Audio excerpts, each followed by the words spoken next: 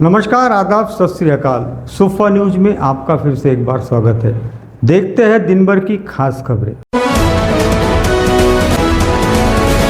2 एकड़ जमीन के विवाद में 4 की हत्या के मामले में 3 को मिली फांसी की सजा। मानसून के पहले महानगर पालिका एक्शन मोड में, बैठक में आरोग्य निरीक्षकों को आवश्यक निर्देश। औरंगजेब कॉलोनी के बड़े नाले पर आखिरकार डाला गया पाइप, सुफा न्यूज की गंभीरता से दखल। ग्राम बाल संरक्षण समिति ने रोका बाल विवाह, दोनों के माता पिता को समझाया। पहली बार महानगर पालिका ने खुद किया मोरना नदी की जलकुंभी को साफ, नदी को नया जीवन मिला।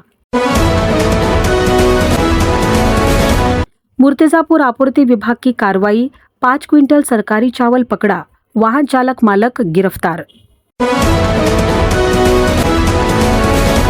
फेसबुक फ्रेंडशिप पड़ी महंगी, युवती के आपत्तिजनक फोटो और वीडियो निकाले, रुपए की मांग की। 2 एकड़, महज 2 एकड़ के जमीन के विवाद को लेकर एक सगी बहन ने अपने 2 सगे भाई और 2 भतीजों की नृशंसता से हत्या कर दी। इसके लिए उसने अपने रिश्तेदारों का सहयोग लिया। यह घटना अकोट तहसील में हुई थी। 2015 में हुई इस नृशंस हत्या ने पूरे जिले में हड़कंप मचा दिया था। अकोट न्यायालय ने इस मामले में ऐतिहासिक निर्णय सुनाया है, जिसमें 3 लोगों को फांसी की सजा सुनाई है। इस घटना के कारण सभी ओर हड़कंप मच गया है। केवल 2 हेक्टेयर खेती के विवाद में 2 भाई और उनके पाल्यों का अपने परिवार की मदद से हत्या करने वाली बहन के प्रकरण में अकोट अतिरिक्त जिला एवं सत्र न्यायालय द्वारा ऐतिहासिक फैसला सुनाया गया है। बहन के साथ 3 लोगों को मृत्यु तक फांसी की शिक्षा सुनाई गई है। 2015 में अकोला जिले के तेल्हारा तहसील के मालपुरा गांव में संपत्ति के बाद में बहन के परिवार द्वारा भाई, पुलिस हेड कांस्टेबल एवं निवृत्त मुख्याध्यापक समेत 4 लोगों की हत्या की गई थी। हरिभाऊ राजाराम तेलगोटे, द्वारकाबाई हरिभाऊ तेलगोटे और श्याम उर्फ कुंदन हरिभाऊ तेलगोटे यह सजा सुनाए गए आरोपियों के नाम हैं। घटना की हकीकत इस प्रकार है कि तेल्हारा तहसील के मालपुरा में खेती के विवाद पर सगी बहन द्वारा अपने परिवार की मदद से अपने सगे 2 भाई एवं युवावस्था में प्रवेश करने वाले उनके 2 बेटों की हत्या कर दी गई थी। निवृत्त मुख्य अध्यापक Baburao Charate, police head constable Dhanraj Charate और उनके 2 बेटे शुभम तथा गौरव यह मृतकों के नाम हैं। हिवरखेड़ के बाप दादा से मिले 2 हेक्टेयर जमीन पर आरोपी बहन एवं कई मृतकों में विवाद शुरू था। यह विवाद न्यायालय में भी गया था, किंतु विवाद में बहन द्वारा अपने परिवार के साथ पूर्व नियोजित दोनों भाइयों और भतीजे की हत्या करने का प्लान बनाया।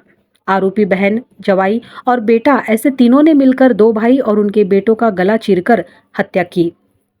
हमलावरों की दहशत के कारण मृतकों की मदद के लिए एक भी ग्रामीण आगे नहीं आया था।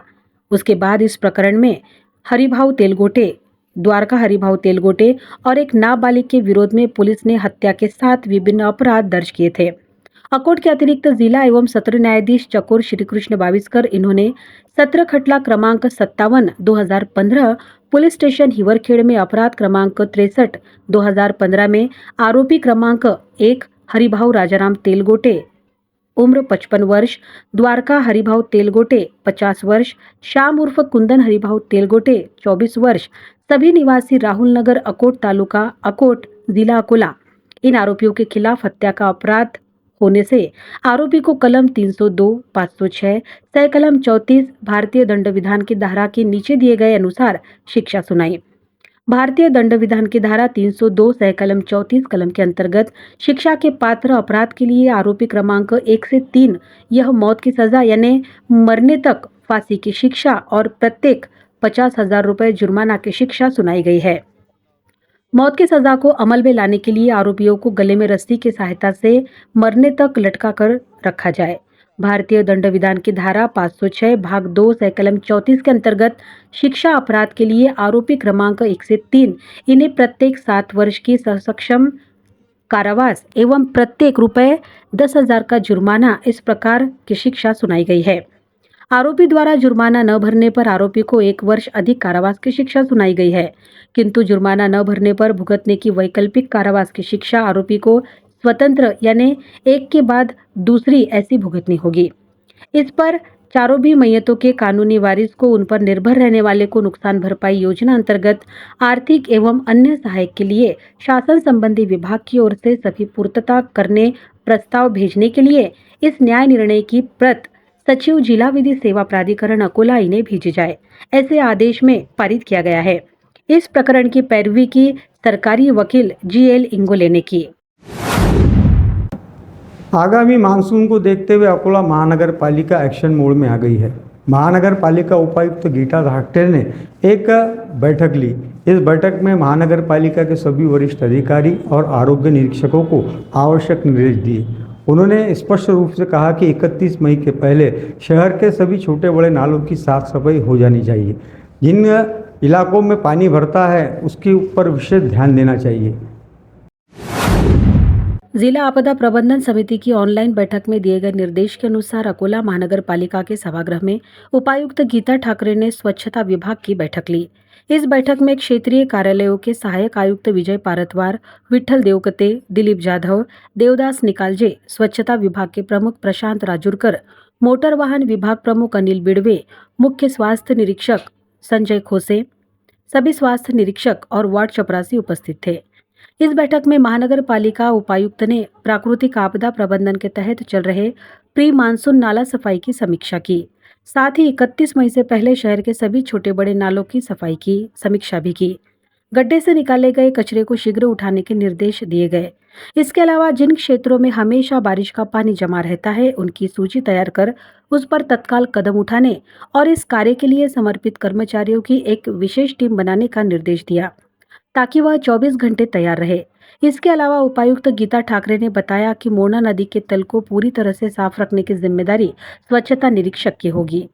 इसके साथ ही सरकार द्वारा प्रतिबंधित कैरी बैग, डिस्पोजल ग्लास, चम्मच, कटोरी, प्लेट आदि प्लास्टिक के सामान बेचने और भंडारण वाले व्यवसाय पर दंडात्मक कार्रवाई करने के लिए भी निर्देश दिए गए। अकोला के प्रभाग क्रमांक 1 में औरंगजेब कॉलोनी है। औरंगजेब कॉलोनी का एक मुख्य रास्ता है जिस पर एक बड़ा नाला है।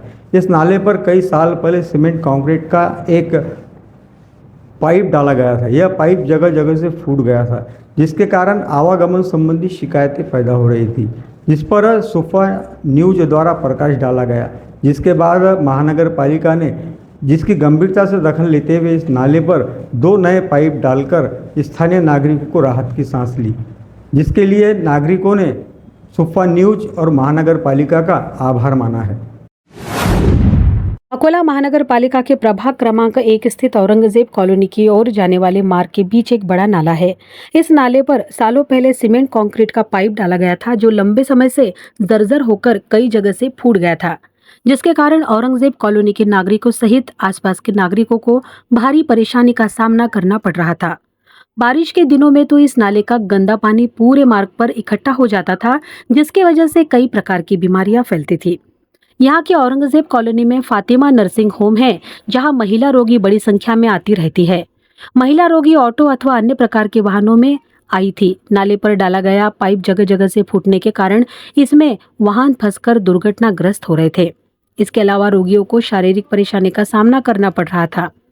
स्थानीय पार्षदों ने भी अपने कार्यालय में इस ओर कभी ध्यान ही नहीं दिया, जिसके कारण यह समस्या और अधिक बड़ी हो गई थी। प्रभाग क्रमांक 1 की औरंगजेब कॉलोनी की भीषण समस्या पर सुफा न्यूज द्वारा प्रकाश डाला गया था, जिसकी गंभीरता से दखल अकोला महानगर पालिका के वरिष्ठ अधिकारी ने लेते हुए संबंधित विभाग को आवश्यक निर्देश दिए। इसके बाद औरंगजेब कॉलोनी की ओर जाने वाले इस मुख्य मार्ग के बड़े नाले का फूटा हुआ पाइप निकालकर वहां सीमेंट कंक्रीट के 2 पाइप डाले गए, जिसके कारण स्थानीय नागरिकों ने राहत की सांस लेते हुए महानगर पालिका और सुफा न्यूज का आभार माना है। पूरे देश में बाल विवाह कानूनन अपराध माना गया है, फिर भी ग्रामीण इलाकों में बाल विवाह हो रहे हैं, जिसे देखते हुए जिला प्रशासन द्वारा भी आवश्यक जन जागृति की जा रही है। ग्राम बाल संरक्षण समिति द्वारा एक बाल विवाह को रोका गया। वहां पहुंचकर अधिकारियों ने लड़का और लड़की के माता पिता को समझाया, उसके बाद बाल विवाह रोका गया। जिलाधिकारी ने सभी से आह्वान किया है कि इस प्रकार की कोई भी घटना होती है तो इसकी जानकारी तुरंत जिला प्रशासन को दे, जिसका नाम गोपनीय रखा जाएगा। जिले को बाल विवाह मुक्त बनाने के लिए जिला प्रशासन द्वारा लगातार प्रयास किए जा रहे हैं।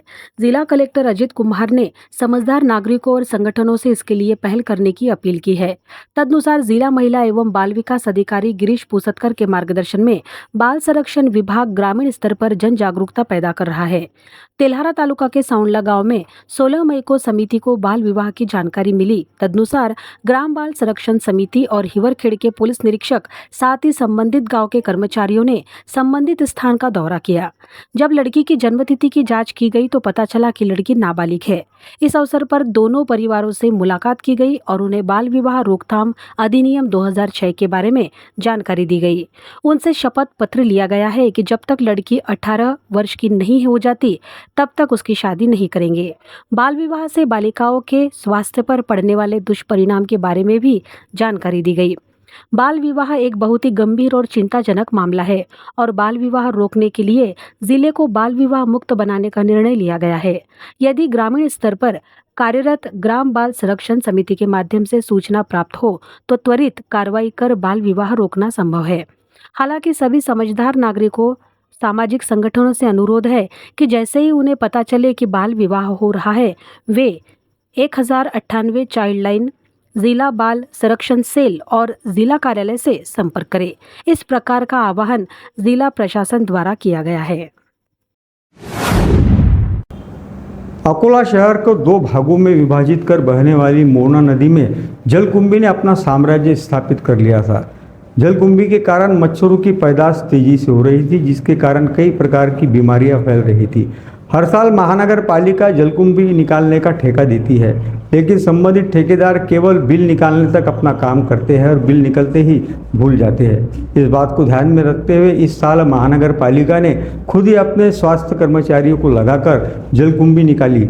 इसके लिए नागरिकों ने महानगर पालिका का आभार माना है। अकोला शहर के मध्य भाग से बहने वाली मोरना नदी में बड़े प्रमाण में जलकुंभी निर्माण हो गई थी, जिसके कारण महानगर पालिका आयुक्त तथा प्रशासक डॉक्टर सुनील लाहनी के आदेश पर इस प्रकार महानगर पालिका उपायुक्त गीता ठाकरे के मार्गदर्शन में मोरना नदी की जलकुंभी निकालने का काम महानगर पालिका द्वारा युद्ध स्तर पर शुरू किया गया है। यह काम लगभग पूरा हो गया है। अकोला शहर के नागरिकों का हमेशा का यह अनुभव रहा है कि इससे पहले अकोला महानगर पालिका द्वारा जलकुंभी को निकालने का ठेका देती थी और संबंधित ठेकेदार ऐन बारिश के समय अपने निजी कर्मचारियों को लगाकर 100 में से 20% जलकुंभी निकालता था और बाकी बचा हुआ जलकुंभी निकालने का 80% का काम बारिश के कारण मोरना नदी में आने वाली बाढ़ कर देती थी।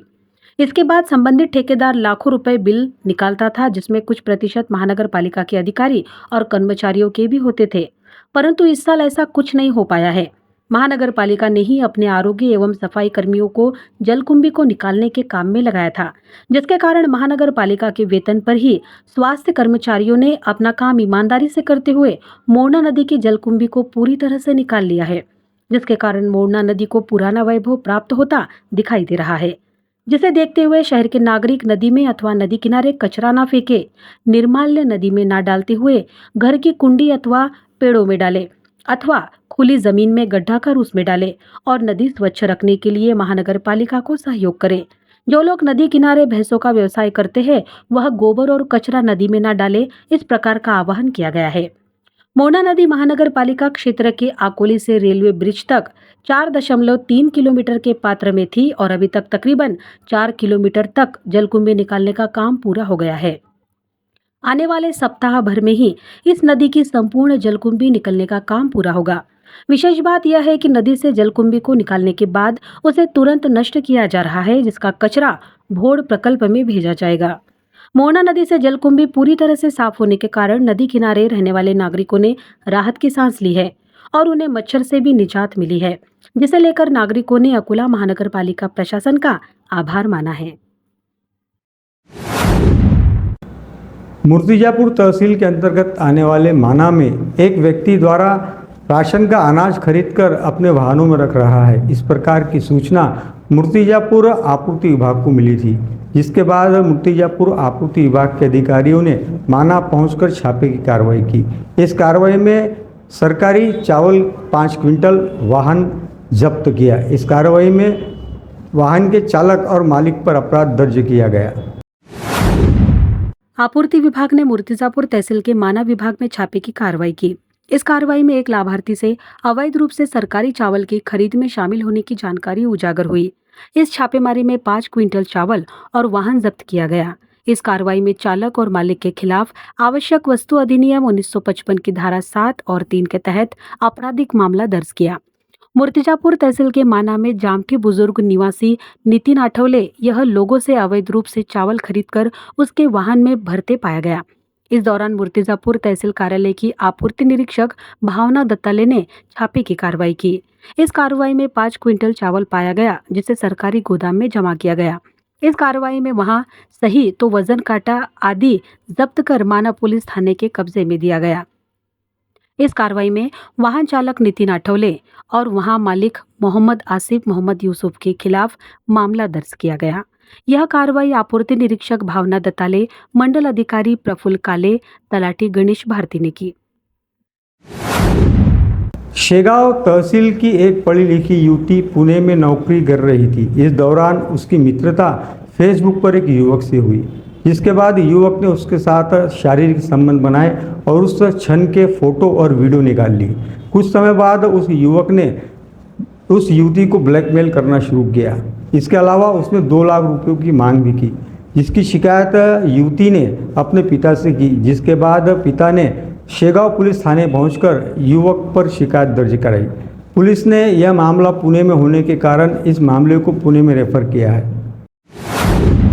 शेगांव तहसील की एक युवती पुणे में नौकरी के लिए गई थी। उस दौरान उस युवती की मित्रता फेसबुक के माध्यम से हुई। फेसबुक की यह मित्रता युवती के लिए काफी महंगी साबित हुई। संभाजीनगर जिले के एक युवक ने युवती के साथ अनैतिक संबंध बनाए और अंतरंग क्षण के फोटो और वीडियो बना लिए। इसके कुछ दिन बाद इन फोटो और वीडियो को वायरल करने की धमकी देकर उसे छलना शुरू किया और उसका यौन शोषण भी किया। यह शोषण इतने में ही नहीं रुका। उसके बाद युवक ने युवती के पिता से 2 लाख रुपए की मांग की। इस मामले में संभाजीनगर जिले के फुलंबरी तहसील के चिंचोली निवासी 28 वर्षीय सचिन महादेवराव जोगदंड के खिलाफ शेगांव पुलिस थाने में शिकायत दर्ज कराई गई है। पुलिस ने मुख्य आरोपी सहित उसके 4 मित्रों पर धारा 383 के तहत अपराध दर्ज किया है। इस मामले में शेगांव पुलिस ने 0 अंतर्गत अपराध दाखिल किया है और आगे की जांच पुणे रेफर कर रही है।